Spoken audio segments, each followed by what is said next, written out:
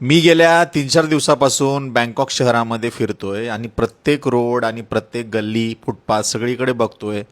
इथला कुठला गल्लीतला नेता, इथला आमदार, खासदार कुठला तरी म्हणजे फोटो लावलेला असेल, की ज्यांनी हे रोड बनवला असेल किंवा ज्यांनी ह्या रोडची सफाई केली असेल. पण पूर्ण थायलंडमध्ये मला कुठल्याच नेत्याचे फोटो कुठेही दिसले नाहीत किंवा इथे राहणारी 4-5 छपरी पोरांचे वाढदिवसाचे किंवा केकचे किंवा अजून कसले रील स्टारचे कुठलेही मला इथे फोटोज, बॅनर, होर्डिंग मला कुठेही दिसले नाहीत. नाहीतर आपल्याकडे बघा छोटंसं जरी काम केलं, गल्ली गल्ली बोळातला एखादा नाला बांधला, छोटासा पूल जरी बांधला, तर तिथं 10 लोकांचे तुम्हाला फोटो बघायला मिळतात. हारं तुरं, त्याच्यानंतर उद्घाटन झालेल्या पाट्या आणि परत त्यांना विश करण्यासाठी अजून 10-15 लोकांचे मोठमोठे पोस्टर. हे आपल्या भारतामध्ये सगळीकडे अगदी कॉमन आहे.